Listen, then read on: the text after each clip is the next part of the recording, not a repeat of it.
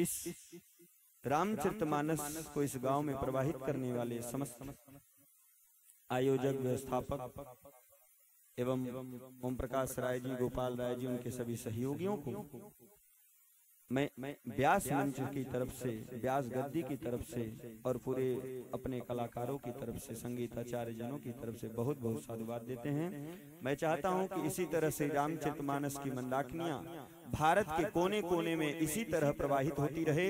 इसलिए आइए करतल ध्वनि से इनको एक बार थोड़ा सा प्रोत्साहन करें। इनके लिए जोरदार करतल ध्वनि किया जाए।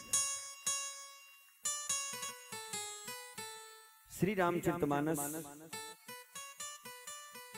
ऐसा ग्रंथ है जो जीवन के हर प्रश्नों का उत्तर रखता है। कल जब हम कथा मंच से उतरे, बड़ा अच्छा लगता है कि कोई प्रश्न सामने आए या कोई प्रश्न करे। तो नाम तो नहीं पता, लेकिन बैठे हैं सामने। तो भगवान के मंदिर में हम जाते हैं तो अपनी पादुकाओं को बाहर क्यों निकालते हैं? बड़ा अच्छा प्रश्न है। बड़ा अच्छा उत्तर भी उन्होंने दिया कि जिसको पाना है उसके अनुरूप बनो। जिस भगवान के मंदिर में हम जाते हैं, कभी भगवान चरण पादुका पहन के उस मंदिर में विग्रह में रहते नहीं। तो उन्होंने उत्तर दिया यह। इसलिए मैं चाहता हूं कि इनके लिए भी एक बार जोरदार करतल ध्वनि किया जाए। लेकिन हमने जो आध्यात्मिक दृष्टिकोण से इसका उत्तर निकाला, दो पैर हैं, उसमें हम दो बूट पहनते हैं।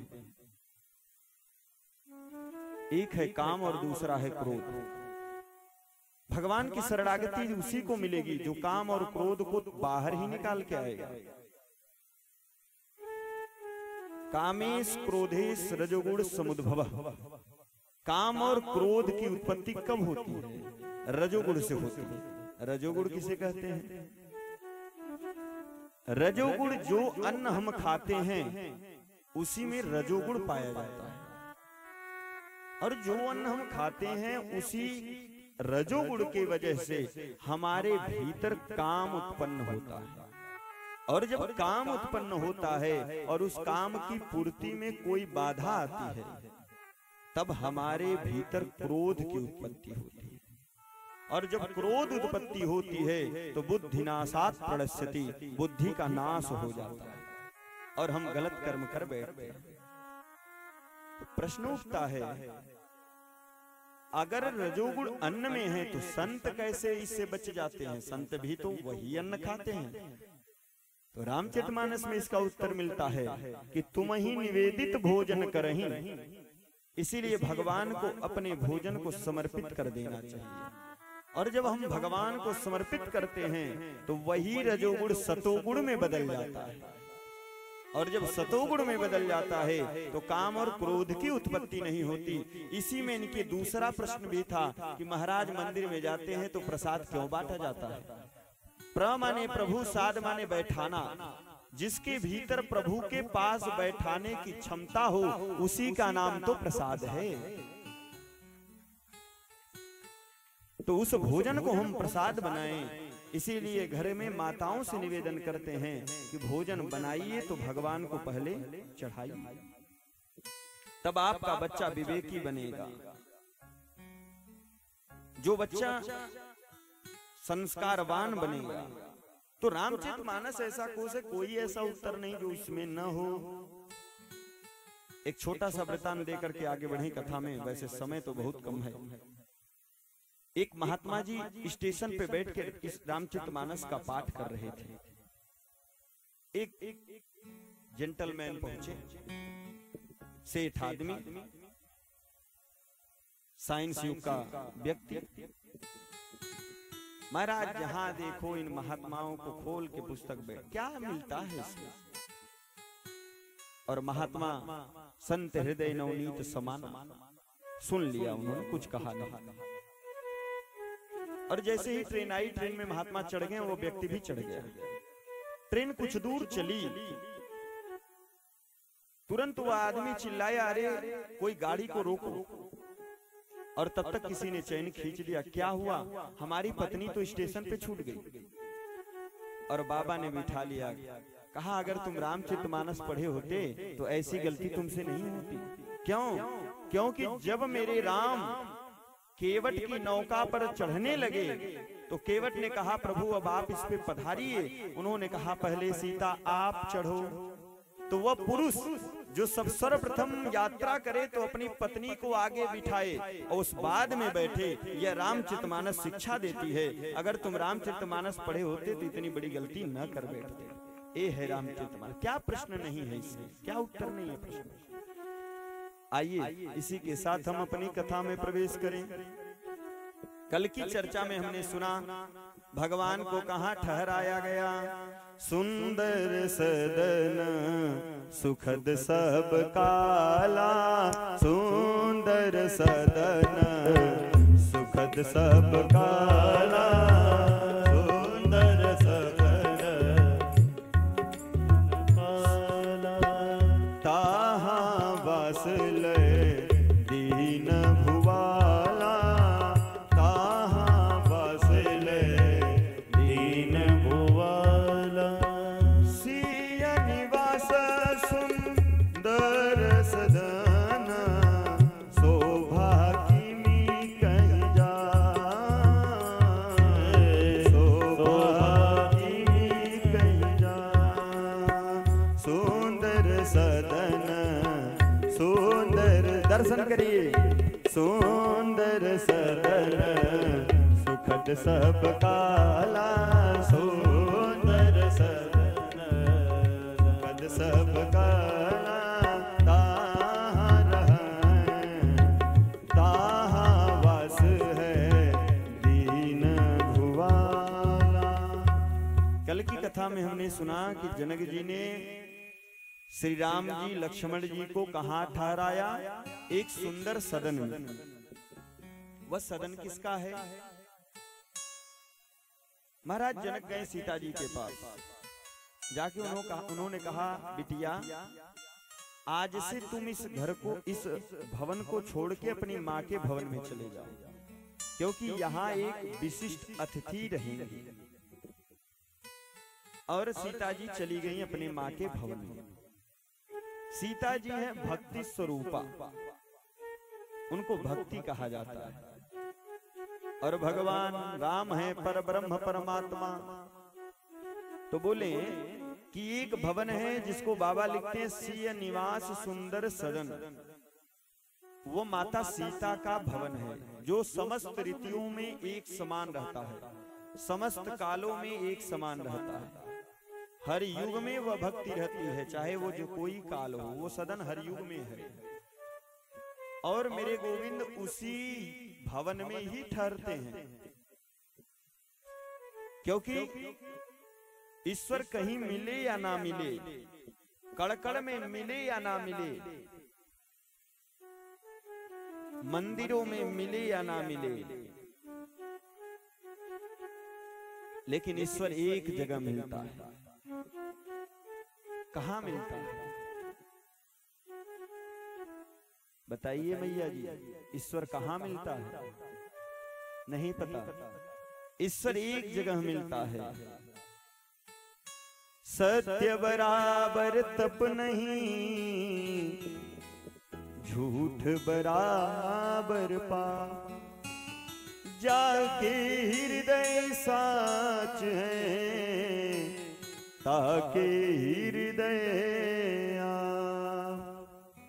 जिसके हृदय में भक्ति रहती है, उसी भक्ति में मेरे गोविंद निहित रहते हैं। जिसके हृदय में भक्ति चली आए तो भागवत में आता है कि गोविंद खींचे चले आते हैं, और ऐसे आते हैं कि जीवन में फिर कभी निकल नहीं पाते हैं। वृंदावन एक ऐसी भूमि है जो भक्ति स्वरूपा है, जहाँ भक्ति है, ज्ञान का प्रवेश नहीं है। अयोध्या एक ऐसी भूमि है जहाँ भक्ति है, वहाँ ज्ञान का प्रवेश नहीं है। इसीलिए तो जब इस सृष्टि का, जब यह सृष्टि जलमग्न हो गई हिरण्याक्ष हिरण्यकश्यप नाम के 2 दैत्य उत्पन्न हुए, जो पृथ्वी को रसातल में लेके चले गए, समुद्र में लेके चले गए। और भगवान ने उस पृथ्वी को निकाला तो पृथ्वी को बड़ा अहंकार हुआ कि मुझे भगवान अपने मुख पर रखे हैं। उन्होंने कहा, उस अहंकार को चूर करने के लिए वृंदावन की भूमि को दिखाया कि चाहे जितना बड़ा अकाल आ जाए, चाहे सृष्टि का संहार हो जाए, लेकिन वृंदावन भूमि सदैव रहेगी, क्योंकि यह भक्ति है और यह भक्ति सदैव कालों में सुख ही प्रदान करती। इसलिए सुंदर सदन सुखद सब काला, ये भवन कभी नष्ट होने वाला नहीं है। तो जिसके भवन में यह भवन निहित होता है, उसी भवन में मेरे राम ठहरते हैं, विश्राम करते हैं, तब जाके उस जीव को शांति मिलती है। और जैसे गोविंद मेरे राम उस सदन में गए, ठहरे, लेकिन अभी मेरे लखन जी का मन ठहर नहीं रहा।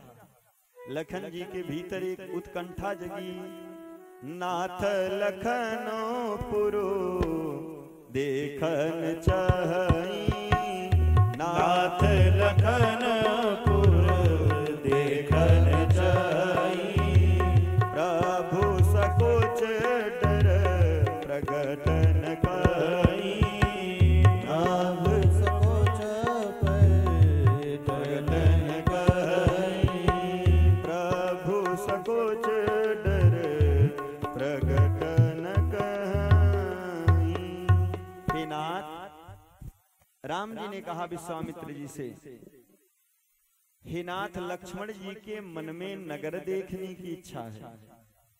नगर देखने की नाथ लखनपुर देखन चहई। विश्वामित्र जी ने कहा, अगर चहई तो काहे ना कहई, अगर चाहते हैं तो कह क्यों नहीं रहे हैं।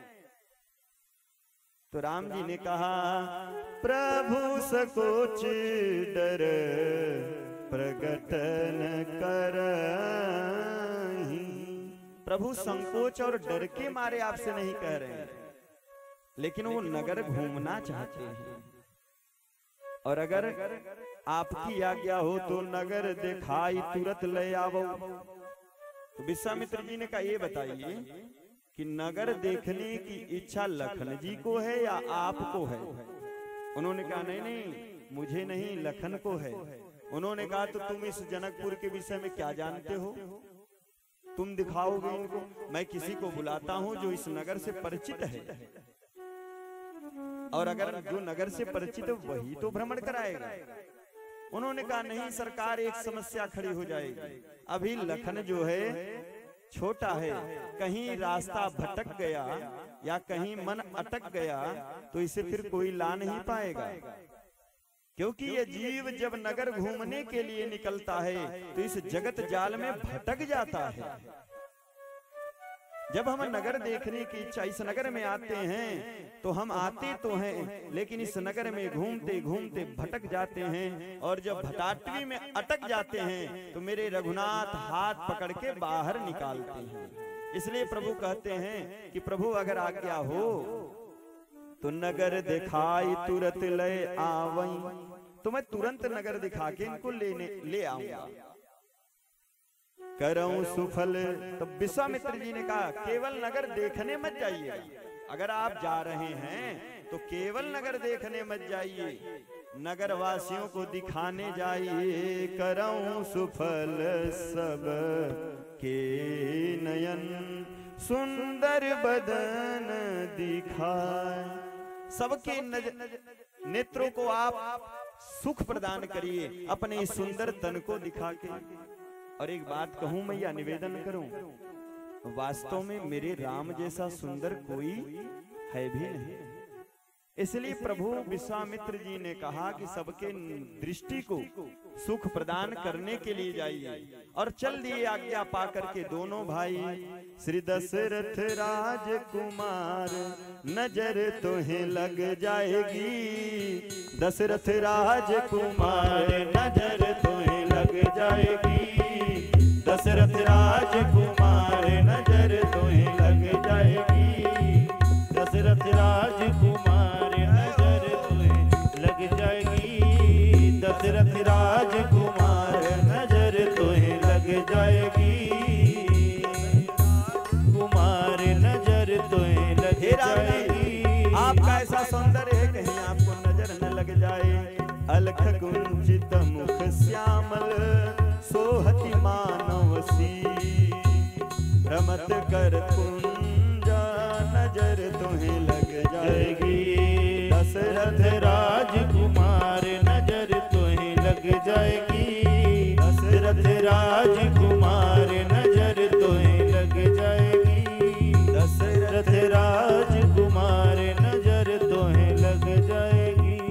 शीस मुकुट सुंदर सिर सोहे, शीस मुकुट सुंदर सिर सोहे, शीस मुकुट सुंदर सिर सोहे, शीस मुकुट सुंदर सिर सोहे। शोभायमान हो रहा है और साधक कहता है शीस मुकुट सुंदर सिर सोहे, शीस मुकुट सुंदर सिर सोहे। श्रवण कुंडल मुनि मन मोहे, श्रवण कुंडल मुनि मन मोहे। मुनियों के भी मन को मोह लेने वाला ऐसा सुंदर स्वरूप केवल मेरे राम का है। इसलिए साधक लिखता है हाँ यही हिरन के हार नजर तुम्हें लग जाएगी, दशरथ राजकुमार नजर तुम्हें लग जाएगी, दशरथ राजकुमार नजर तुम्हें लग जाएगी, दशरथ राजकुमार नजर तुम्हें लग जाएगी।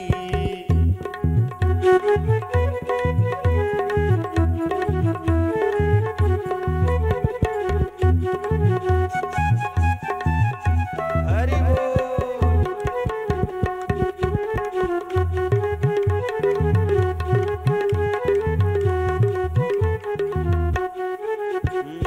यह चर्चा घर घर गलियन में, यह चर्चा घर घर गलियन में, घर घर गलियन में, घर घर गलियन में, घर घर गलियन में, घर घर गलियन में। बिहरे मिथिला के गलियन में, बिहरे मिथिला के गलियन में। देह धरे श्रृंगार नजर तुम्हें लग जाएगी, दशरथ राजकुमार नजर तुम्हें लग जाएगी, दशरथ राजकुमार नजर तुम्हें लग जाएगी, दशरथ राजकुमार नजर तुम्हें लग। ये कहाँ से आए हैं? सखियां कहती हैं ये दो मुनि संग में आए, ये दो मुनि संग में आए, चितवत ही अचित चपल चुराए, चितवत ही अचित चपल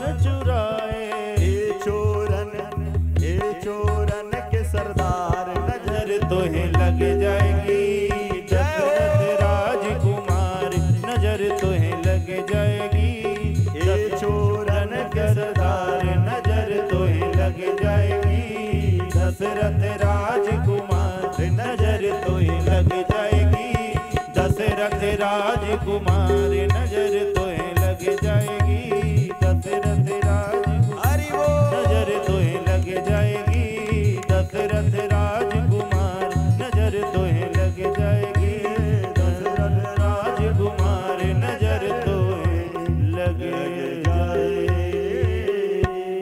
अरे राम जी की ऐसी छवि ही है मुनि तक भी मोहित हो जाएं। मैया नगर में जब निकले सोने को गुमान गयो गोरे को बिलोक सखी, सोने को गुमान गयो गोरे को बिलोक सखी, सावरे को देख नील कमल लजाए हैं, भूपति राजेश मिथिलेश के बुलाइबे, युगल सरकार संग कौशिक जुआए हैं, हेरत हजारन के हियरा हरन भये, लखन के लोचन चितई के चुराए हैं, दौरी दौरी मिथिला की आली कहे, चित को संहारो जनकपुरी में चित चोर आए हैं, जनकपुरी में चित चोर आए हैं। ऐसे हैं मेरे रघुनाथ। सारी सखियां आनंदमय हो करके भगवान को देख रही, लेकिन मेरे राम और लखन जी अपने सिर को नीचे करके नगर घूम रहे हैं, सिर ऊपर भी नहीं कर रहे हैं। सखियों ने कहा क्या बात है, यह सिर ऊपर नहीं करते? एक बार अपने सिर को ऊपर करते, भर नजरों से हम इनको देख लेते, लेकिन ये तो सिर ऊपर करते नहीं। और जब सिर ऊपर नहीं करते तो दो भवन है, आमने सामने भवने हैं, बीच में रास्ता। कुछ सखियां घरों के भवनों के अट्टालिकाओं पे इधर खड़ी हो गईं और कुछ इधर खड़ी हो गईं। और एक ने कहा सुनती हो, ये जो जा रहे हैं हम इनको जानते हैं, फिर भी मेरे राम ने ऊपर नहीं देखा। उन्होंने कहा इन्हीं को क्या जानते हैं, हम तो इनके पिता तक के भी नाम जानते हैं। इनके पिता का नाम है दशरथ। लखन जी ने कहा भैया ये तो अपने पिता तक के नाम जानती हैं, लगता है खूब भली भांति परिचित हैं हम लोगों से, एक बार देख लूं क्या? भैया ने कहा नहीं, सिर झुक नीचे झुकाओ, ऊपर देखना नहीं है। क्यों? क्योंकि यह भक्ति की नगरी है, और जब भक्ति की नगरी में जाएं तो सिर नीचे करके जाएं, सिर ऊपर करके भक्ति की नगरी में नहीं घूमना चाहिए। इसीलिए किसी ने कहा कि भक्ति में बड़ी ताकत होती है लोगों को झुकाने की, वरना क्या जरूरत थी मेरे राम को जूठे बेर खाने की। यही है भक्ति की ताकत। तो सिर झुक नीचे करके चलिए। सखियों ने कहा ये तो अभी भी नहीं देखते। अरे एक सखिया कहती अरे पिता तक कोई, हम तो इनके माता तक के भी नाम जानती हैं, इनके विषय में सब जानती हैं।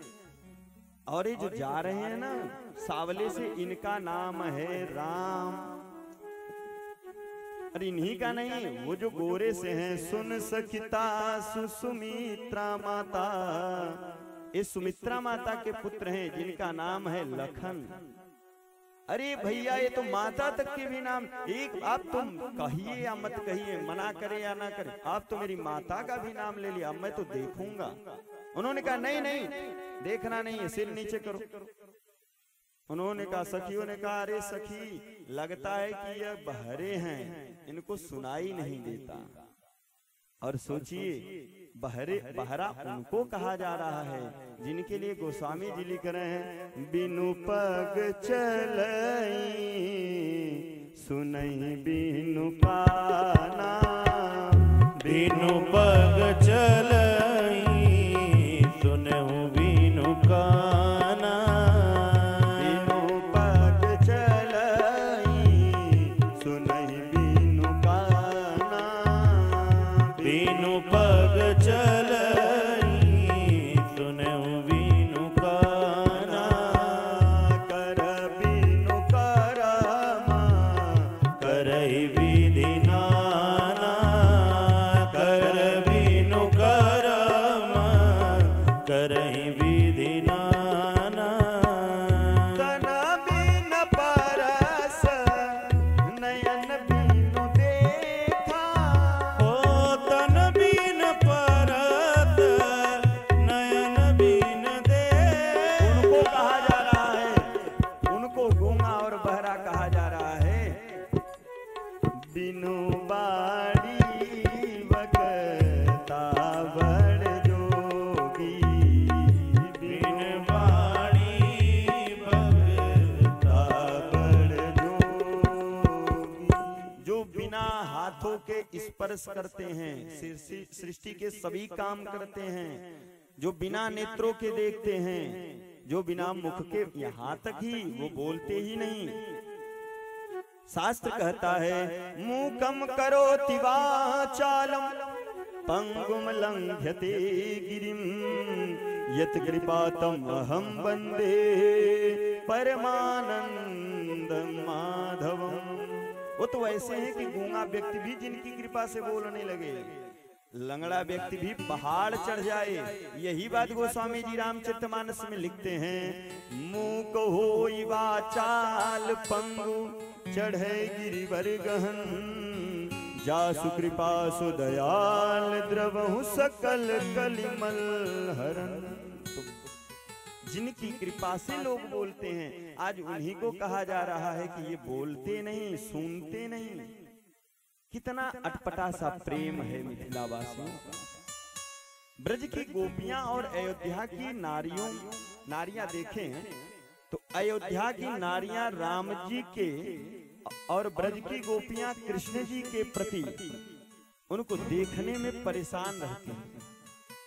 दोनों में अगर देखा जाए, देखो री माई श्याम लग्यो संग डोल रे, देखो री माई श्याम लग्यो संग डोल, देखो री माई श्याम लग्यो संग डोल। गोपियां कहती हैं, देखो री माई श्याम लग्यो संग डोल, देखो री माई श्याम लग्यो संग डोल। हाँ श्याम लग्यो संग डोल रे, ओ श्याम लगा संग डोल रे, गोरी माई श्याम लग्यो संग डोल रे, श्याम लगो। आहा, क्या वर्णन है। लेकिन एक बात है, जो प्रेम ब्रज की गोपियां का श्री कन्हैया के प्रति है, क्या कहना। अरे एक बार की बात ध्यान आ रही है, एक दृष्टांत थोड़ा सा देते हुए फिर आगे बढ़ें। एक दिन एक गोपी ब्रज में आवाज लगाने लगी। क्या आवाज लगा रही है? मैं हूँ निदिया बेचन वाली, मैं हूँ निदिया बेचन वाली। अरे कोई ले लो, मैं नींद बेचने आई हूँ, ले लो ले लो। अरे तो कितना महंगा है तुम्हारा नींद, क्या भाव है उसका, क्या मोल है? ले लो री कछु मोल नहीं, ले लो री कछु मोल नहीं। अरे नींद ले लो मेरी, इसका कोई मोल नहीं है। निदिया बेचन वाली, मैं आज नींद बेचने आई हूँ। तभी एक सखी ने कहा, अरे पागल हो गई हो, बावरी हो गई हो क्या, कोई नींद बेचता है? अरे नींद के विषय में तो तुम मुझसे पूछो, जिसको नींद नहीं आती वो जानेगा नींद का मर्म, तुम क्या जानो? जिसको नींद नहीं आती वो जानता है। अच्छा बहन, तुम नींद बेच क्यों रही हो? उन्होंने कहा, देखो एक बड़ा आश्चर्यजनक काम हमारे साथ हो गया। क्या हुआ? एक दिन मैंने कन्हैया को अपने घर निमंत्रण दिया आने के लिए, भोजन करने के लिए, और खूब व्यंजन बनाया, बड़ी सुंदर सुंदर खीर बनाई अपने गोविंद के लिए। लेकिन गोविंद नहीं आए, और जब आए तो मैं सो गई थी, और मुझे सोता देख चले भी गए। तो सखी ने कहा, तुम्हें मालूम कैसे चला कि गोविंद आए थे? उन्होंने कहा, उनके पद चिन्ह पड़े थे, इससे हमने जान लिया कि कन्हैया आया था। और उसी दिन से मैं इस नींद को बेचने लगी हूँ। मैं हूँ निदिया बेचन वाली। अरे कोई मेरा नींद ले ले, जो नींद की वजह से मैं गोविंद को पाते पाते दूर हो गई। निदिया, तो उसी दिन मैंने कहा, निदिया तो को बेच दूं जो कोई ग्राहक हो, कोई ग्राहक हो तो मैं इस नींद को बेच दूं। उसने कहा कि अरे सखी, तब तो ये नींद तू मुझे दे दे। उसने कहा, क्या तुम्हें कृष्ण से प्रेम नहीं है? इस नींद को खरीद रही हो, तुम्हें अपने कृष्ण से प्रेम नहीं है क्या? उन्होंने कहा, देखो प्रेम तो मुझे तुमसे भी ज्यादा है। तुम क्या प्रेम करती हो जितना मैं प्रेम करती हूँ, तो फिर नींद क्यों मांग रही हो? उन्होंने कहा, देखो मेरे साथ भी एक घटना घटी।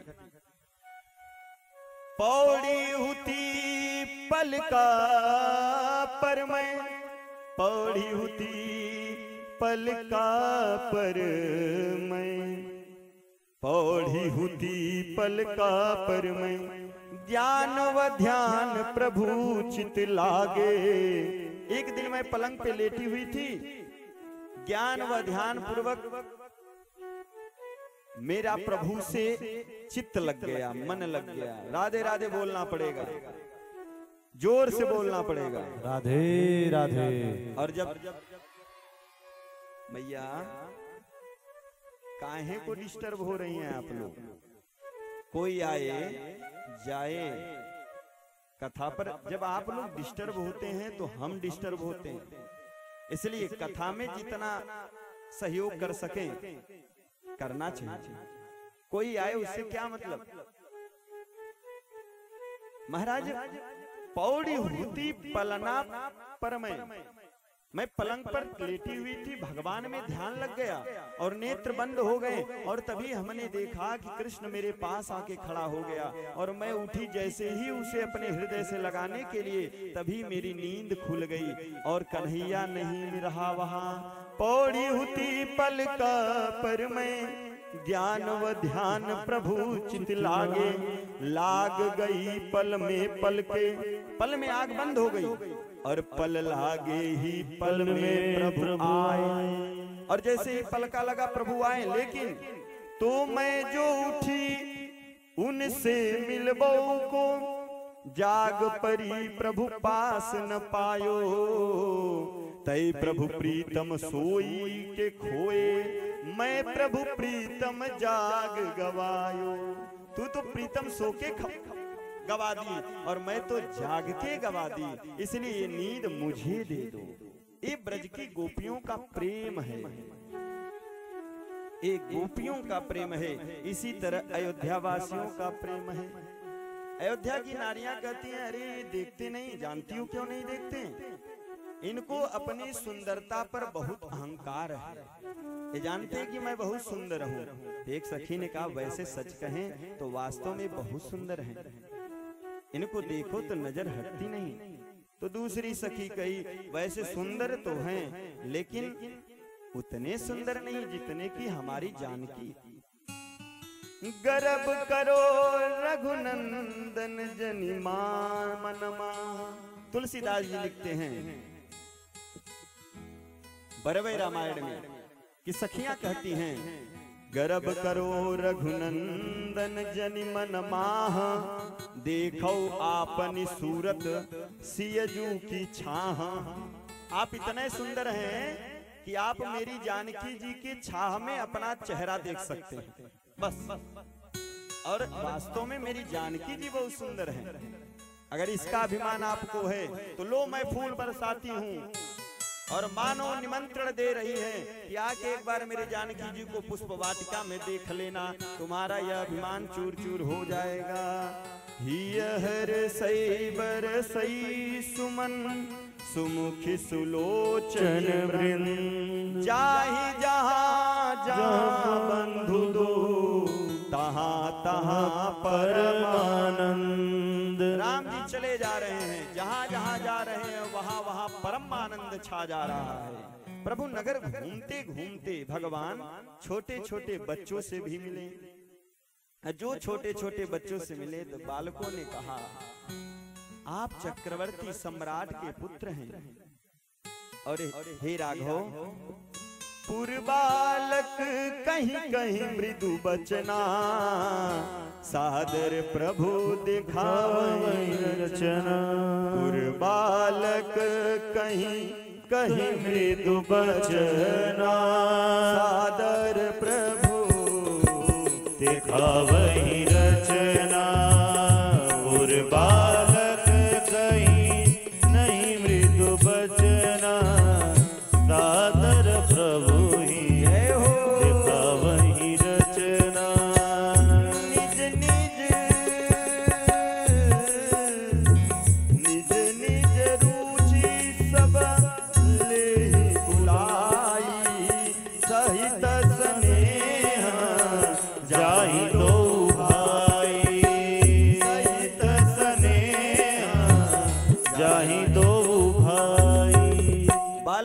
अपने रुचि के अनुसार उनको जैसे चाहा वैसे बुलाया और मेरे राम का ऐसा स्वभाव, जैसे बुलाए वैसे ही चले जा रहे थे और नगर की सुंदर सुंदर रचनाओं को दिखाया।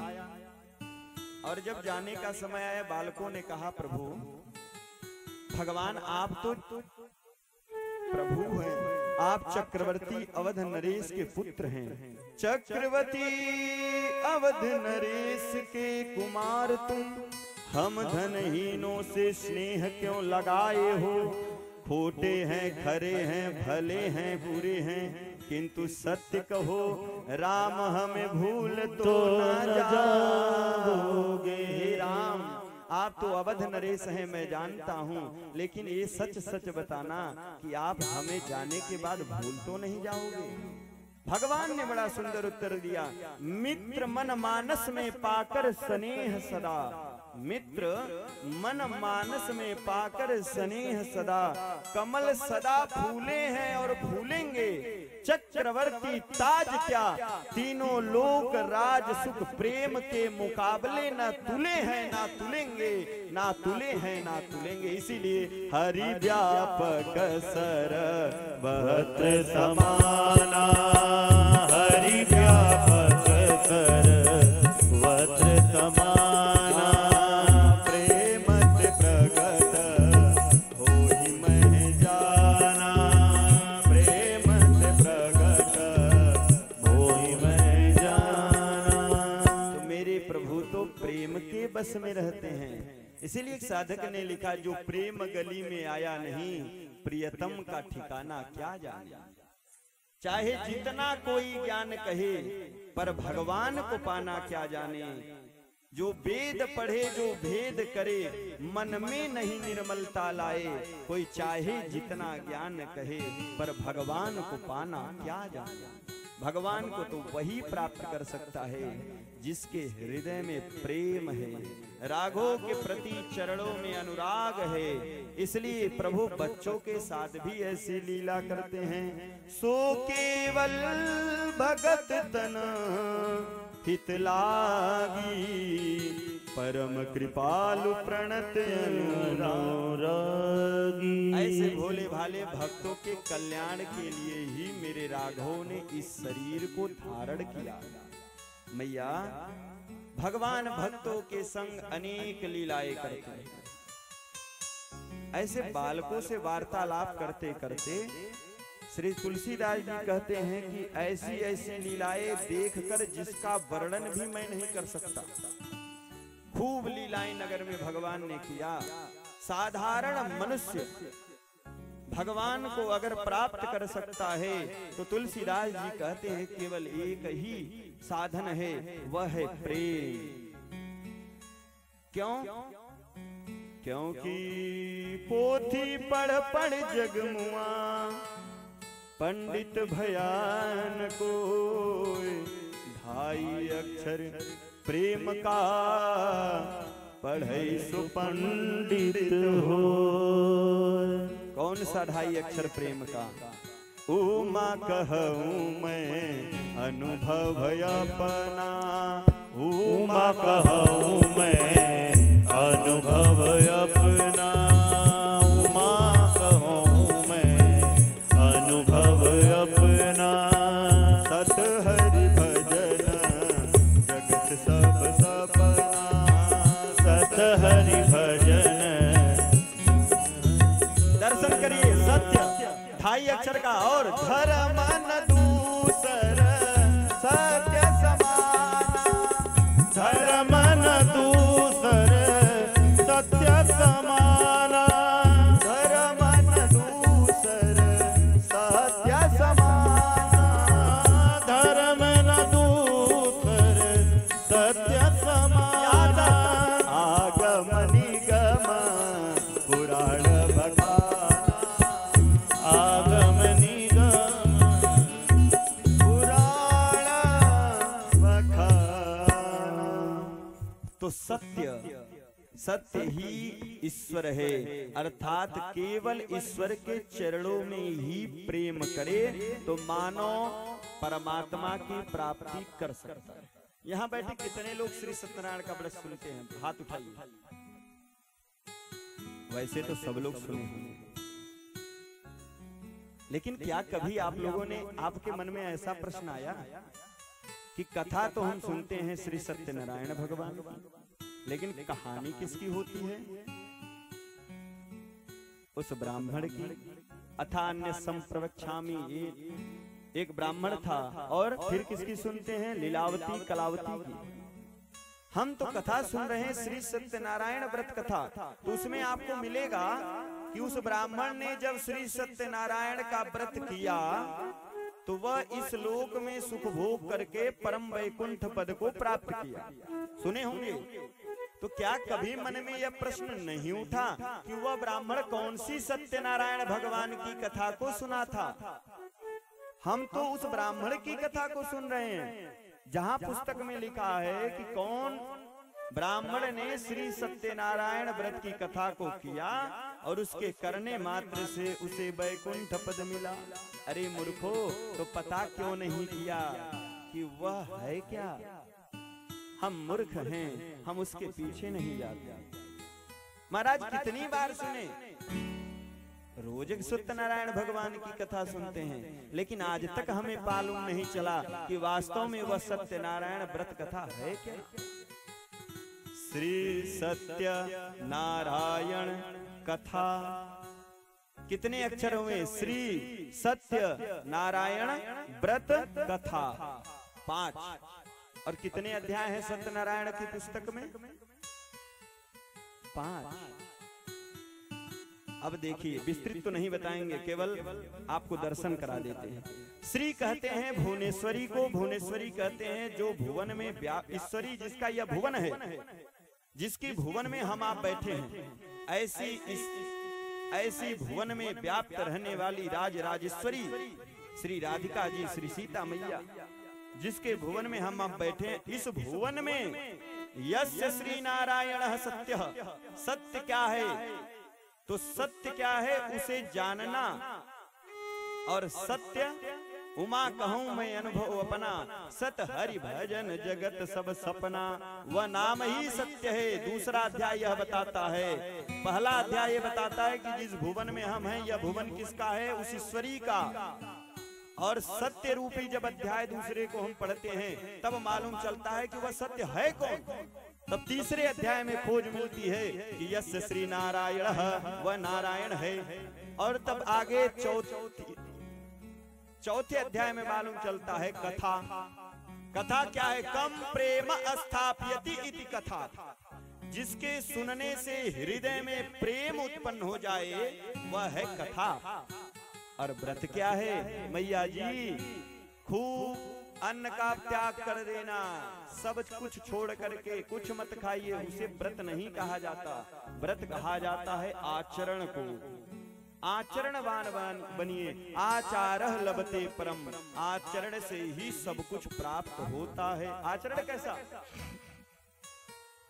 अभिवादनशीलस्य नित्यं वृद्धोपसेविनः, चत्वारि वर्धन्ते आयुर्विद्या यशो बलम्।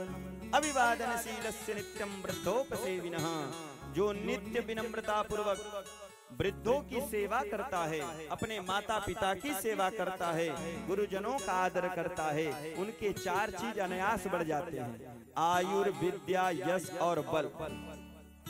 ये चीजें कैसे प्राप्त होती हैं? बोले आचरण से। तो व्रत हमें आचरण सिखाता है।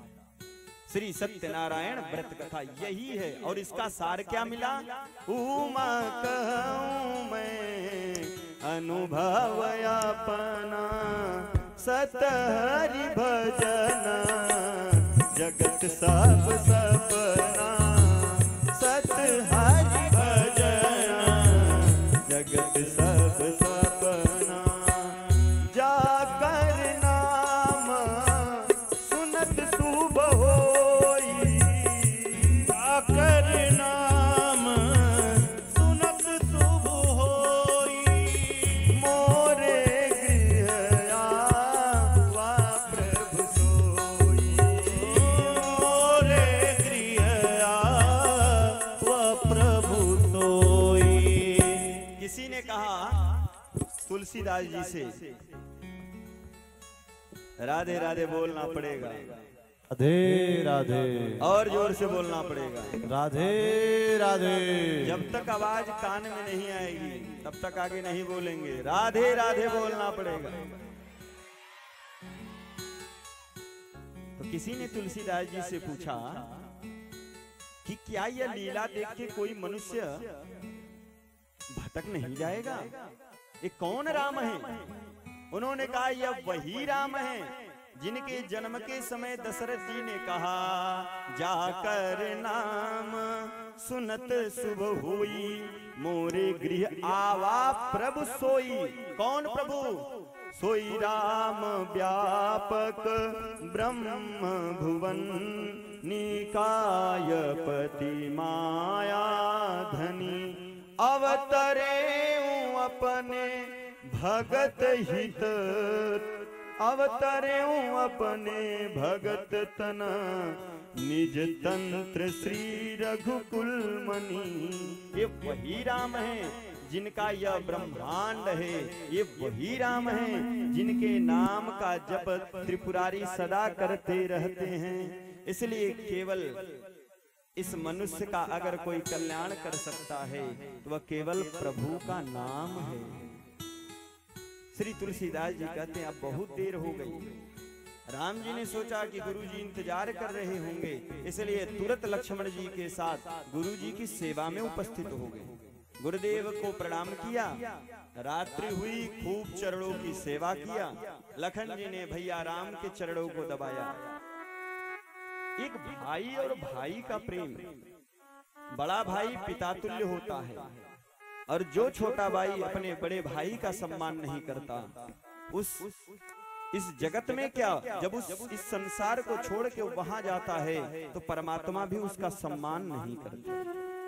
और वह बड़े भाई का भी कर्तव्य है कि अपने छोटे भाई को पुत्रवत व्यवहार करे, पुत्र की तरह प्यार करे। ऐसा नहीं कि उसकी संपत्ति को हड़प ले, ऐसा नहीं करना चाहिए। ये प्रेम दर्शाता है कि दोनों भाई गुरुदेव के चरणों को दबाते हैं और फिर जब चरण दबाते दबाते गुरु आज्ञा दे देते हैं कि जाओ सो जाओ, तब भैया लखन भैया राम के चरणों को दबाते हैं। जब राम जी आदेश देते हैं तब जाके लखन जी सोते हैं। ये है भाई और भाइयों का प्रेम। यही रामचरितमानस हमें जीवन में जीना सिखाती है। और जैसे ही सुबह हुआ, समय जान प्रभु आयसु पाई, समय जान प्रभु आयसु पाई, समय जान प्रभु आयसु पाई। लेन प्रसून चले दो भाई, लेन प्रसून चले दो भाई।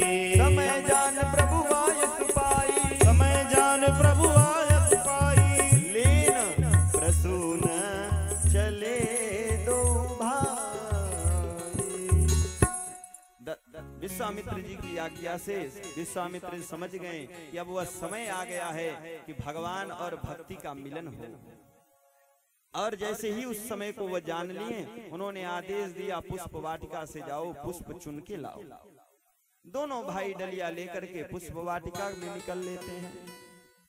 अब महाराज जैसे वहां पहुंचे, राम जी देख रहे हैं कि कहीं कोई दिखे तो हम उनसे पूछे कि महाराज हम पुष्प लेने आए हैं तो पुष्प तोड़े या नहीं। अंतर देखिए एक जीव और एक परमात्मा के आदर्श में। वो देख रहे हैं कि कोई दिखे तो मैं आज्ञा लूं, और हम सोचते हैं कि कोई दिखे ना हम तोड़ के चल दें। तो किसी भी प्रकृति को क्षति पहुंचाने से पहले उसके मालिक से आज्ञा ले लीजिए, सबसे बड़ा दोष लगता है। जिसकी बगिया है उससे आदेश लेके ही पुष्पों को चयन करिए। और राघव जी यह संदेश देते हैं और देखते हैं माली मिले फिर पुष्प तोड़े, तभी मालिक दिख गया। लक्ष्मण जी ने कहा वो देखो। मालिक के पास जाके हाथों को जोड़ लिए और बोले आप हैं मालिक वाटिका के, आप हैं मालिक वाटिका के, हम बालक नेह सुने पुनिहारे, हम बालक स्नेह सुने पुनिहारे। लाल सा एक यही मन में तनु सो गुरुदेव के काज सवारे, भक्ति के भाव को शक्ति मिले, यदि आप सहयोग करें हमारे, पूजन हेतु प्रसून चहे, यदि आयुष हो तो पुष्प उतारे। अगर आप आदेश दे तो पुष्प उतारे, ये आदर्श होना चाहिए। ऐसा नहीं कि कोई देखे ना हम तोड़ के निकल लें, ऐसा नहीं। चहु दिस चितई पूछी मालीगन, लगे लेन दल मुदित मना। मुदित मन से पुष्प को उतारने लगे, तेहि अवसर तात आए, तेहि अवसर तात आए, गिरिजा पूजन जननी पठाए, गिरिजा पूजन जननी पठाई। जन परिसर सखी न समेता, जन परिसर सखी न समेता, गाई मुदित मना गौरी निकेता, गाई मुदित मन गौरी निकेता। पूजा कीना अधिक अनुरागा, विजयन रूप सुभग बरुमागा, पूजा कीन अधिक अनुरागा, निज अनुरूप सुभग बरुमागा।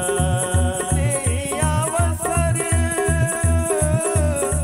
सीता आई, गिरिजा पूजन जननी पठाई। कैसे पूजा कर रही हैं? पूजा की न अधिक अनुरागा, निज अनुरूप सुभग बरुमागा, पूजा कीन अधिक अनुरागा, निज अनुरूप सुभग बरुमागा। इधर राम जी पुष्पों को जैसे ही तोड़ना प्रारंभ किया, जो पुष्प खिले भी नहीं थे, मानो वह सब कलियां खिलने लगी। प्रातः का समय, और जो पुष्प न खिल पावे रोने लगे, महाराज आज हम कितने अभागे हैं कि आज मुझे प्रभु का स्पर्श भी नहीं मिल रहा है। तभी प्रभु की कृपा से जो जो कलियां नहीं खिली थी सब खिलने लगी। ए चमक ए दमक फूलवन महक, ए चमक ए धमक फूलवन महक, सब कुछ सरकार तुम्हीं से है। ए चमक ए धमक फूलवन महक, सब कुछ सरकार तुम्हीं से है। इठला के पवन छूने सैया के चरण, इठला के पवन धीमे सैया के चरण, बगियन में बहार तुम्हीं से है। चमक ए दमक फूलवन महक, सब कुछ सरकार तुम्हीं से है। ए चमक ए दमक फूलवन महक, सब कुछ सरकार तुम्हीं से है। ये चमक ये दमक फूलवन तमहक, सब कुछ सरकार तुम्हीं से है। इठला के पवन चूमे सैया के चरण, इठला के पवन जय हो सैया के चरण, बगियन में बहार तुम्हीं से है। बगियन में बहार तुम्हीं से है। बगियन में बहार तुम्हीं से है। बगियन में बहार तुम्हीं से है। ये सारा संसार उसी के प्रकाश से प्रकाशित होता है। और ये जो पुष्प कलियां हैं, माली रूप राम जी ने निश्चय जल से सींचा, साधो यह जग राम बगीचा।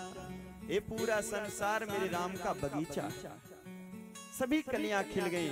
और इधर जैसे ही माँ की आज्ञा मिली, सीता जी गिरजा पूजन को निकल पड़ी। और पुष्प वाटिका से कुछ दूर पर माँ गिरजा का मंदिर है, उस मंदिर में स्नान करके और फिर उन्होंने पूजन किया। और कैसे किया? अधिक अनुरागा। राग और अनुराग में बहुत अंतर होता है। राग को न तो हम प्रेम ही कह सकते हैं और न ही नास्तिक ही कह सकते हैं। राग होने पे बराबर, लेकिन अनुराग होने पर चरणों में रत हो जाते हैं, सिवा उनके चरणों के आश्रय दूसरा कुछ भी नहीं होता। अनुराग पूर्वक पूजन किया और वर मांगा क्या? मेरे अनुरूप वर मिले, जिसके लिए मैं इस धरा पे आई हूं। और यही होना भी चाहिए, जो आपके इष्ट हैं उन्हीं को मांगिए। और जैसे ही सीता जी पूजन कर रही हैं, उसमें से एक सखी वाटिका में चली गई और जो देखा रघुनाथ के रूप को, ऐसी घायल हुई, ऐसा मुस्कान चेहरे पे आया कि वहां जाकर भी हंसती ही रही। सीता जी की अन्य सखियों ने पूछा, तुम हंस क्यों रही हो? उन्होंने कहा, अरे क्या बताएं, जीवन में इतना सुंदर हमने किसी को देखा ही नहीं। ऐसी सुंदरता और ऐसा मुस्कान, क्यों चेहरा मेरे नजरों से हटता नहीं। इतने सुंदर हैं। सभी सखियों ने कहा कि सीता जी से अनुरोध किया, चल के देखा जाए कितने सुंदर हैं। सीता जी ने कहा, नहीं नहीं, ऐसे किसी को नहीं देखा जाता।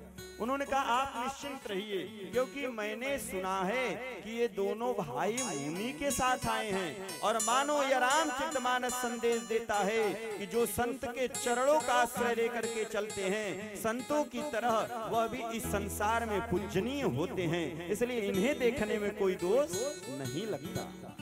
इसलिए चलिए, ऐसा विश्वास जो जगाया, सीता मैया चल दी।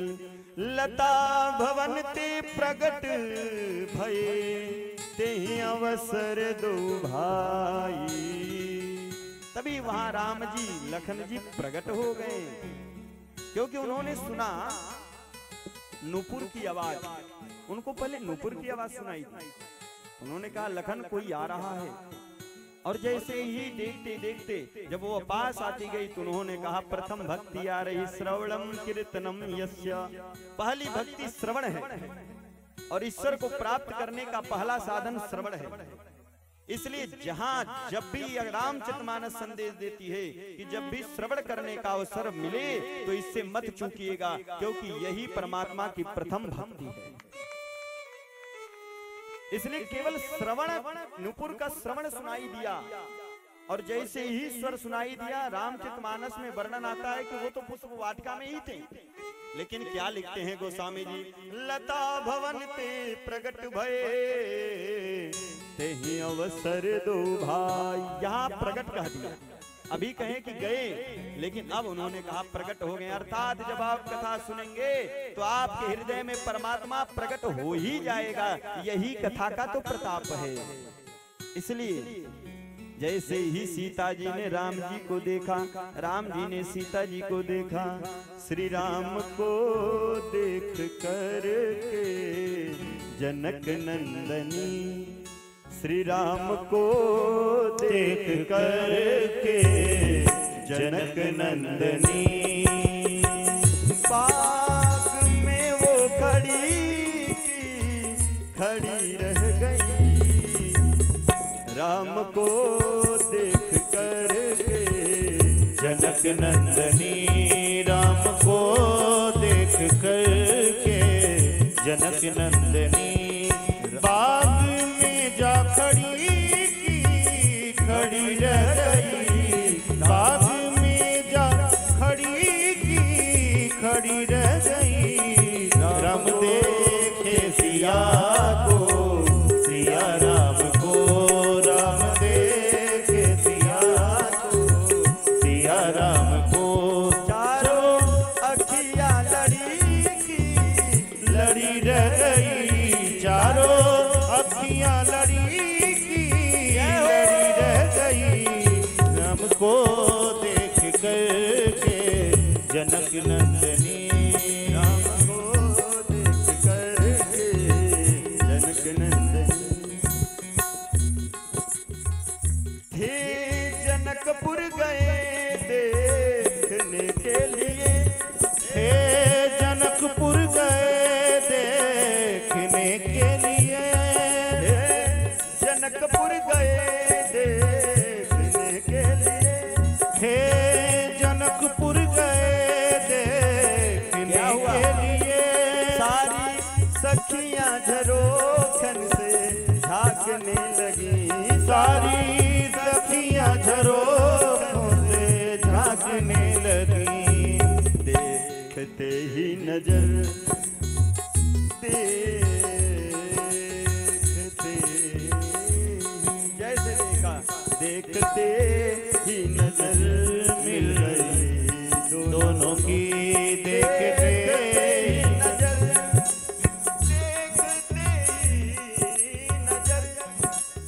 देखते ही नजर मिल गई दोनों की जो जहाँ थी खड़ी रह गई देखते ही नजर मिल गई दोनों की जो जहाँ थी खड़ी रह गई जो जहाँ थी खड़ी रह गई राम को सिया राम को राम दे सिया राम को चारों अखियाँ लड़ी रह गई चारों अखियाँ लड़ी रह गई राम को देख कर जनक नंदनी राम को देख कर ये जनक नंदनी राम को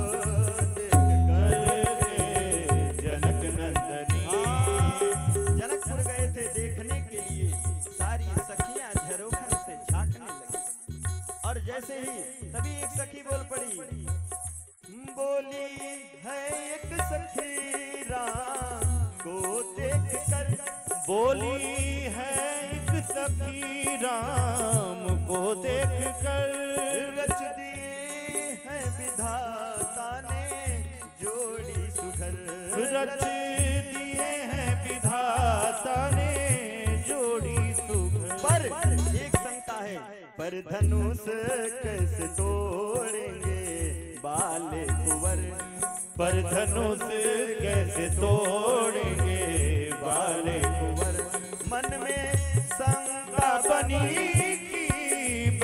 रह गई मन में शंका बनी रह गई राम दे के सिया राम को राम दे के सिया राम को चारों अखियाँ लड़ी रह गई चारों अखियाँ लड़ी रह गई राम को देख करके जनक नंदनी राम को देख करके जनक नंदनी बाग में जा खड़ी रह गई बाग में जा खड़ी रह गई राम देख सिया राम को राम तभी दूसरी सखी बोल पड़ी ऐसा बात नहीं है बोली दूसरी सखी देख कर राम को बोली दूजी सखी देख कर राम को बोली दूसरी सखी चोट देखन में है बोली दूजी सखी देख छोटन में है पर चमत्कार इनका नहीं जानती पर चमत्कार इनका नहीं जानती एक ही केवल एक बार एक ही बार में ओ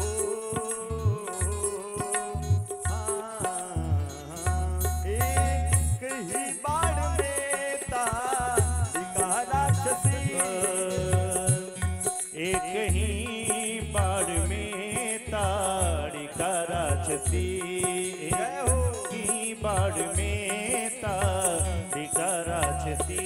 उठ सकी ना पड़ी रह गई, उठ सकी ना पड़ी की पड़ी रह गई। राम को देख कर जनक नंदनी, राम को देख कर जनक नंदनी, राम को देख कर जनक नंदनी, राम को देख कर जनक नंदनी। बाग में जा खड़ी रह गई, बाग में जा खड़ी रह गई। राम देखे सिया को, सिया राम को, राम देखे सिया, हरि बोल सिया राम को। चारों अखियां लड़ी रह गई, चारों अखियां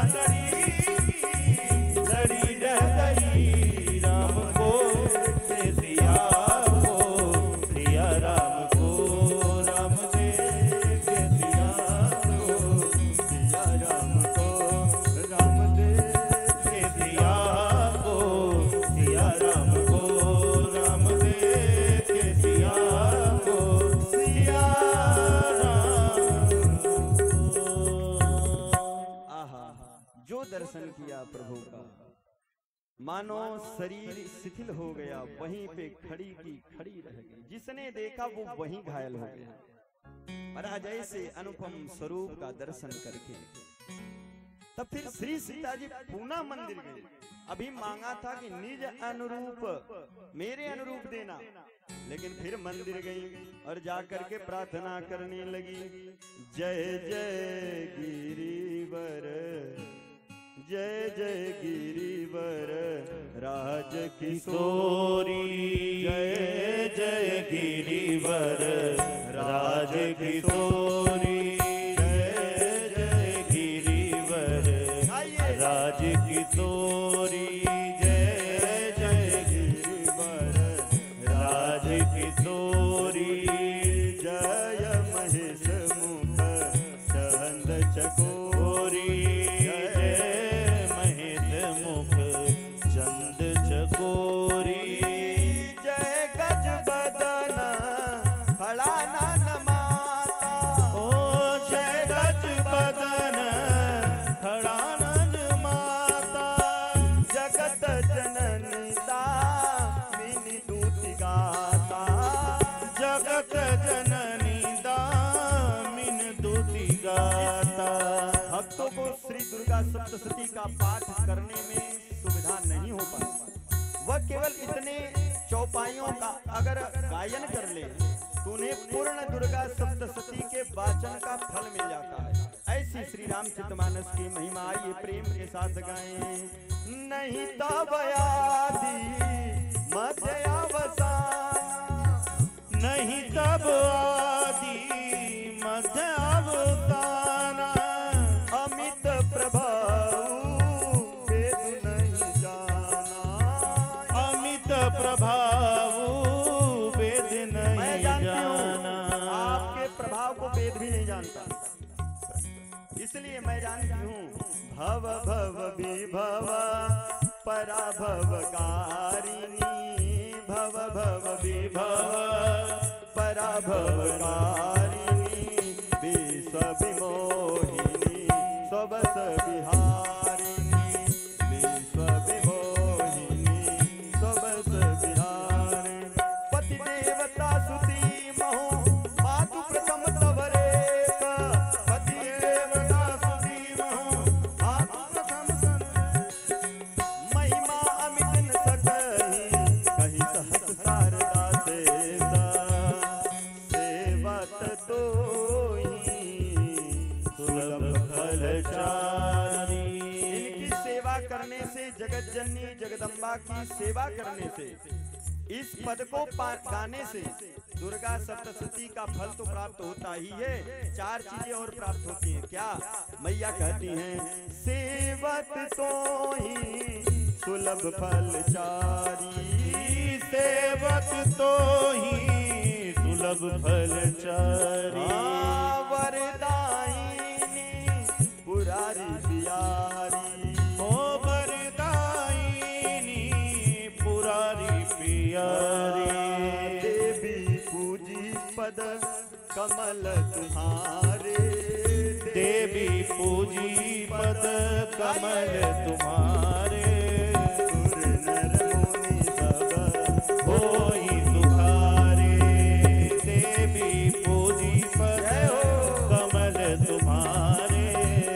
सुर नर मुनि सब होई सुखारे। मोर मनोरथ जानौनी के बसहु सदा उरपुर सबहि के। मोर मनोरथ जानौनी के बसहु सदा उरपुर सबहि के। कीन्हु प्रगट न कारण तेहि अस कहि चरण गए बैठे। की नहीं प्रगट न कारण तेहि अस कहि चरण गए बैदेहि। विनय प्रेम बस भई भवानी खसिमाल मूरति मुस्कानी। विनय प्रेम बस भई भवानी खलीमाल मूरत। एक माला को खसकाया और विनय पूर्वक देख करके माता बोल दी, मूर्ति बोल पड़ी। भावना की ज्योति को जला के देख ले, बोलती है मूर्ति बुला के देख ले। बुलाना आना चाहिए, मूर्तियां भी उत्तर देंगी। माँ की मूर्ति बोल पड़ी, सादर सिय प्रसाद सिर धरे। सादर सिय प्रसाद सिर धर्यो।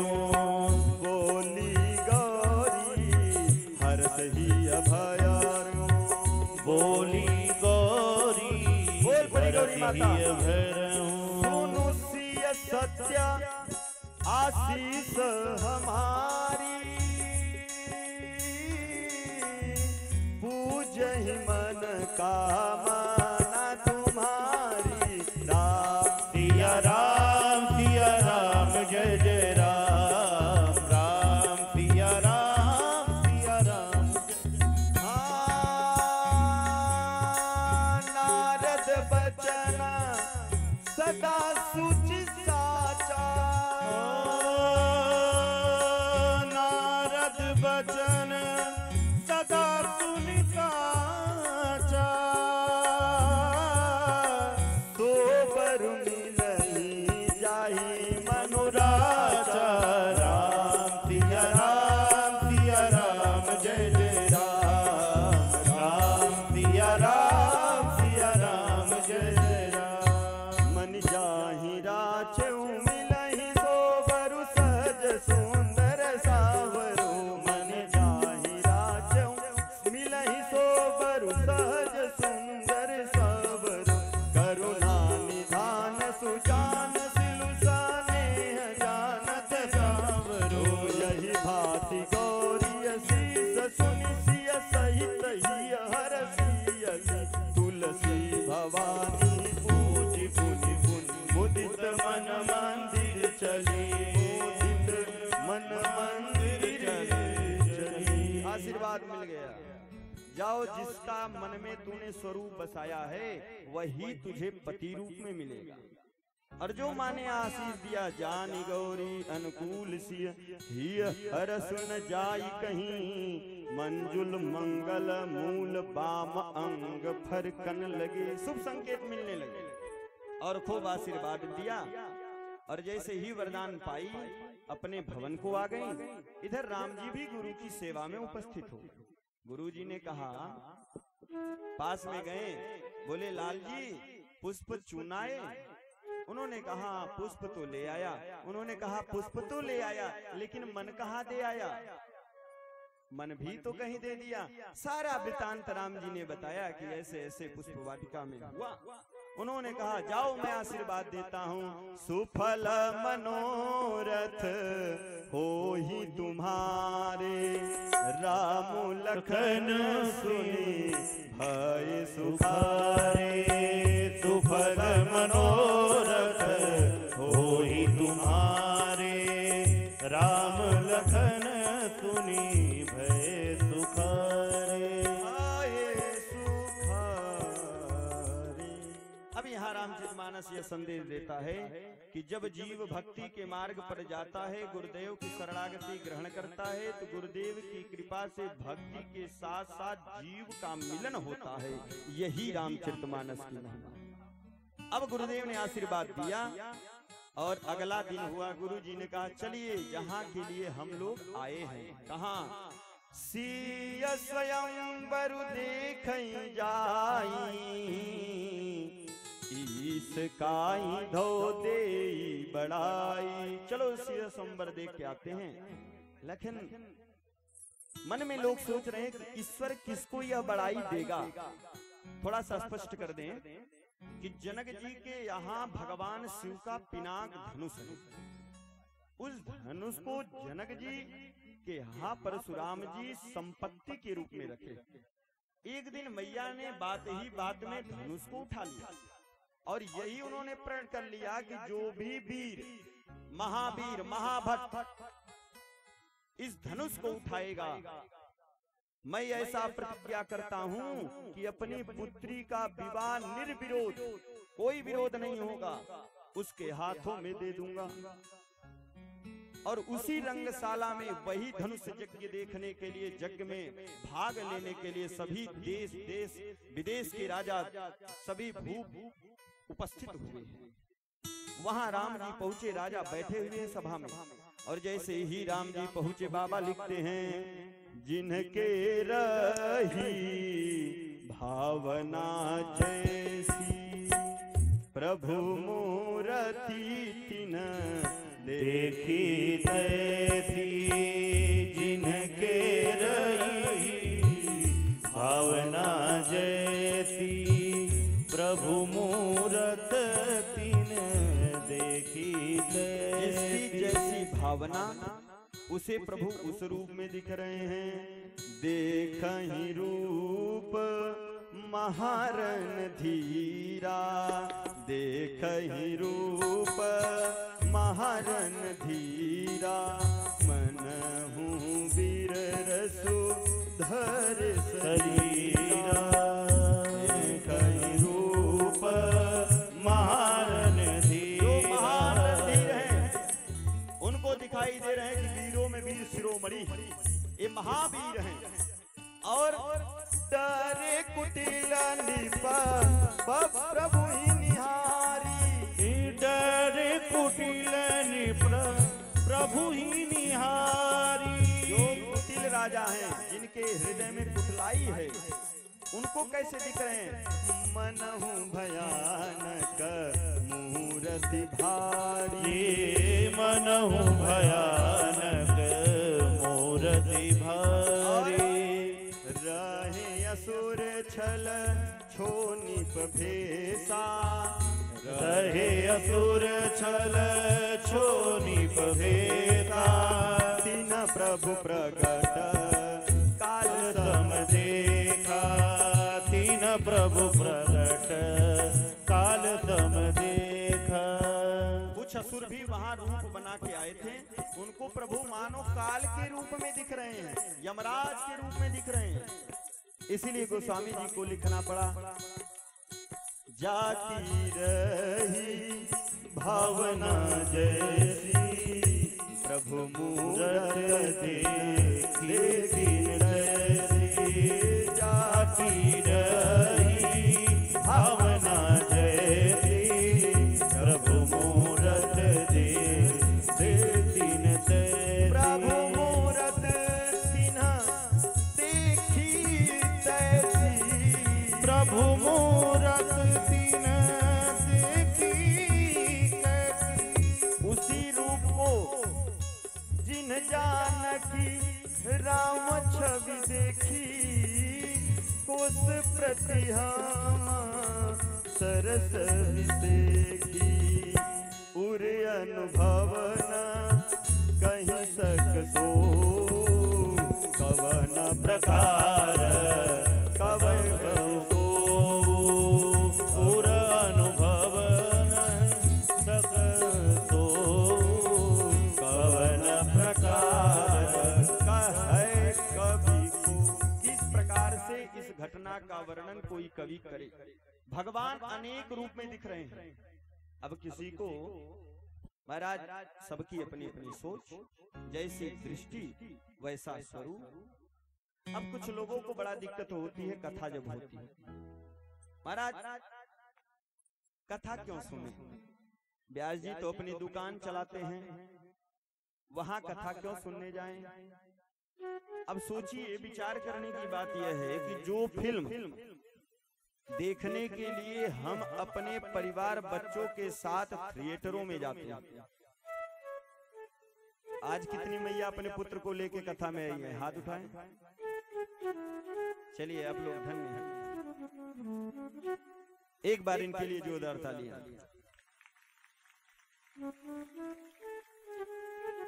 ऐसे ऐसे महान भाव इस धरा पर हैं कि जब फिल्म देखने जाते हैं तो अपने पत्नी बच्चों के साथ, भाई बहन के साथ फिल्म देखने जाते हैं, लेकिन जब कथा में जाते हैं तो अकेले आते हैं, अकेले आते हैं। अच्छा, इसके साथ उस फिल्म को जो देखने जाते हैं वो बहुत चरित्रवान बनाता होगा और ये कथा आपको चरित्र से गिराता होगा, यही ना? जो फिल्म आप 3 घंटे बैठ करके अपने बच्चों के साथ देख रहे हैं, कभी आपने विचार किया कि वो देता क्या है और कैसे देखते हैं? आज फिल्म रिलीज हुई, टिकट कटा के 3 घंटे की फिल्म देखने के लिए जाते। यहाँ पंडाल में आप लोग आए, किसी ने आपसे टिकट मांगा कि महाराज कुर्सी दे दिया जाएगा आपको, टिकट आप ले लीजिए? कोई नहीं दिया है पैसा, बैठ के ठाट से कथा सुन रहे हैं। लेकिन थिएटर में क्या सोचो, आप ऐसे जाके बैठ सकते हो, वहां पैसे दे करके अपने पति पत्नी के साथ, बच्चों के साथ आप फिल्म देख रहे हैं, जो फिल्म आपके बच्चों के चरित्र पर दुष्प्रभाव डालता है, जो आपके बच्चों के चरित्र का पतन करता है, ऐसे फिल्म को पैसे लगा के देखते हैं। और सुबह दूसरा क्या करते हैं? सोने पे सुहागा, सुबह पेपर लेके देखते हैं कितने करोड़ की कमाई हुई, पता चलता है इन्हीं के अकाउंट में आएगा। अब पेपर में, अरे महाराज 2 करोड़ 10 करोड़ रुपए कमा लिए, फिर क्या मिलता है? सोचिए, जो फिल्म 3 घंटे हम बैठते हैं तो पानी भी पीते हैं, चाय भी पीते हैं, सब कुछ खा पी के हम फिल्म देखते हैं, लेकिन वह व्यास जी जो अनवरत 3 घंटे बोलते हैं, without break we are talking into 3 hours, लगातार 3 घंटे बिना कुछ खाए बिना कुछ पिए बोलते हैं। क्या करने के लिए? आपके बच्चों को सुसंस्कृति दिलाने के लिए, चरित्रवान बनाने के लिए। जहां चरित्रवान बनाया जाता है आप कहते हैं वो दुकान चला रहे हैं, और जहां चरित्रों से गिराया जाता है बड़े मगन होकर के उसका वहां जाके बैठ के आनंद लेते। समय को पहचानिए, यहीं से कल्याण होगा, यहीं से बनेगा मुकद्दर तुम्हारा, और दूसरा कोई स्थान नहीं है। इसलिए जिसकी जैसी दृष्टि उसे प्रभु उस रूप में दिखाई दे रहे हैं। राक्षसों को महाभयानक काल के रूप में दिख रहे हैं, और जैसे ही प्रभु राज्यसभा में प्रवेश करते हैं उनको ऊंचा आसन दिया जाता है। विश्वामित्र जी के साथ उनको ऊंचे आसन पे बिठाया जाता है, और जनक जी मानो किस दृष्टि से देख रहे हैं? वो जो देख रहे हैं उनको लग रहा है ये मेरे रिश्तेदार हैं, ऐसे स्वरूप में भगवान उनको दिख रहे हैं। अब जनक जी ने कहा बंदी जनों से, अब मेरा प्रण सुनाया जाए सभा के बीच में। बंदी जन खड़े हुए, बिरदावली खड़ी हुई, बोले बंदी बचनवर सुनहु सकल महिपाल, पन विवेह कर कहीं हम भुजा उठाई विशाल। दोनों भुजा को उठा लिया और कहा, हे 10 दिक्पाल, हे नाग गंधर्व, नाना देश के आए हुए राजा भूपति सम्राट, सभी लोग ध्यान पूर्वक सुनो। महाराज विदेहराज जनक ने यह प्रण लिया है कि जिसने इस शिव पिनाक धनुष को उठा के प्रत्यंचा चढ़ाएगा और फिर इसका खंड कर देगा बिना विरोध किए, मेरी लाडली जू उसके गले में वरमाला डाल देगी। और जो ऐसा सुना, बंदी जन तो कह रहे हैं लेकिन मन में सोच रहे हैं कि इनका विवाह श्री सीताराम जी के साथ ही हो, यही नहीं सोच रहे हैं यहाँ लाल सा मगन सब लोग बरसावरो जान की जो। ये जो सावरे बैठे हैं ये जानकी तो इन्हीं के योग्य है, इसलिए इन्हें ही मिले। तो बंदी जनों ने सोचा हमारे सोचने से क्या होगा, और जनक जी के भी सोचने से क्या होगा। अगर जनक जी भी सोचे कि मैं राम जी से विवाह करा दूं तो वो भी नहीं करा सकते। क्यों? क्योंकि वो तो प्रण लिए हैं कि जो शिव धनुष को तोड़ेगा वही सीता से नाता जोड़ेगा। तो कैसे करें? तो उन्होंने कहा कि चलो एक कोशिश कर लेते हैं। क्या किया?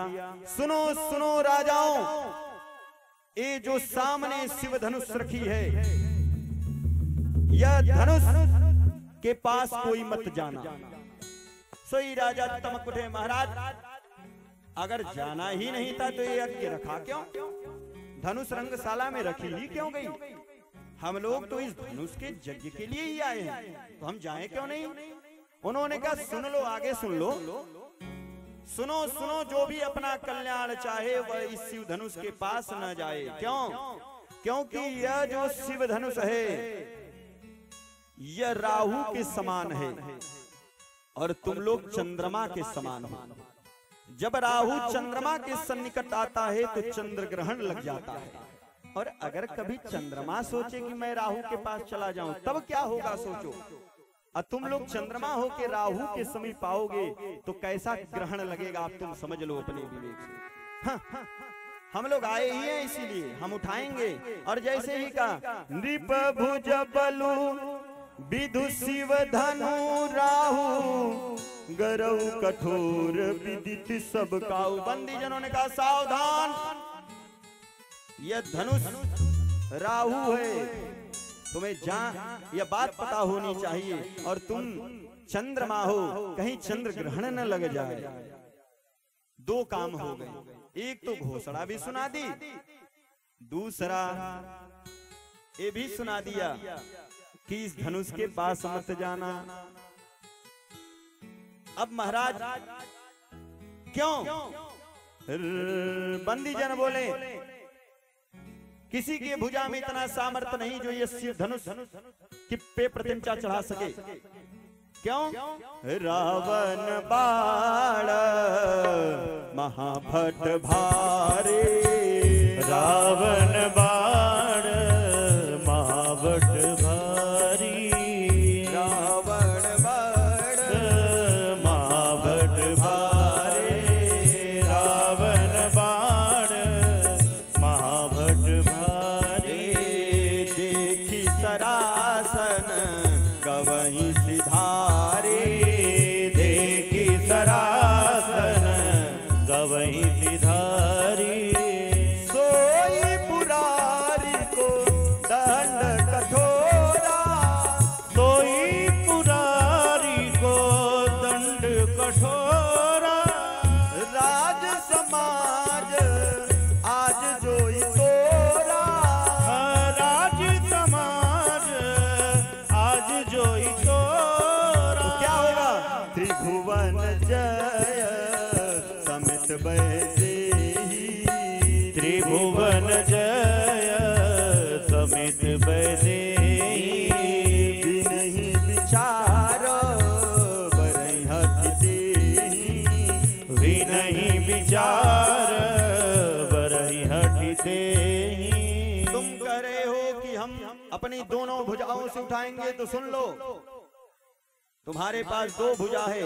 रावण बाण महाभट बारे, देख सरासन गवई सिधारे।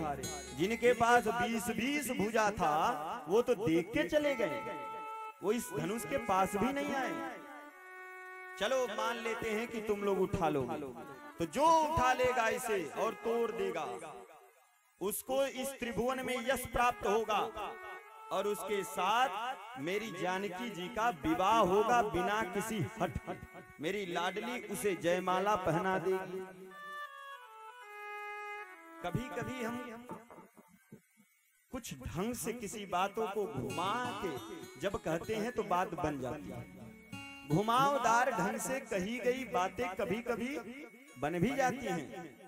जैसे एक बार एक साधु जी, उनको एक माता जी ने निमंत्रण दे दिया, बाबा आप मेरे घर आए, अहो भाग्य, कुछ जेवनार करा दें, आपको कुछ भोजन कराना चाहती हूँ। बाबा ने कहा ठीक है।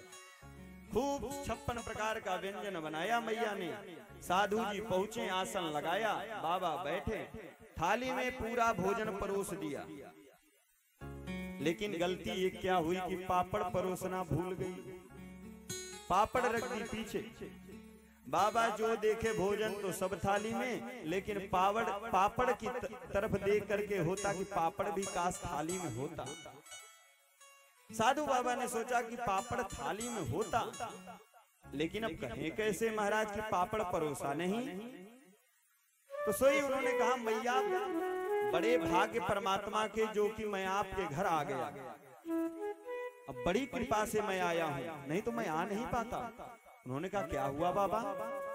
उन्होंने कहा जब मैं घर से चला तो रास्ते में एक महा भयानक सर्प दिखा जो बहुत बड़ा था। भैया ने कहा सच में बड़ा था? उन्होंने कहा कि इतना बड़ा था। कितना बड़ा? कहा यहाँ से पापड़ इतनी दूरी। मैया ने कहा अरे मैं तो पापड़ परोसना ही भूल गई। तुरंत उठा के पापड़ थाली में रख दिया। तो कभी कभी घुमावदार बातें करने से बातें बन भी जाती है, लेकिन ध्यान रखना कभी कभी बातें बिगड़ भी जाती हैं। एक बार एक सज्जन के घर कुछ मेहमान आए। मेहमान आया, 1 दिन रहा, 2 दिन रहा, 3 दिन रहा, 5 दिन रह गया। पति ने पत्नी से कहा महाराज जी ऐसे मेहमान आए हैं, जाने का नाम नहीं लेते, यहां तक कि घर की भी चर्चा नहीं करते। तो पत्नी ने कहा और खवाओ पनीर। उन्होंने कहा सही गलती तो हो गई, कुछ उपाय बताओ।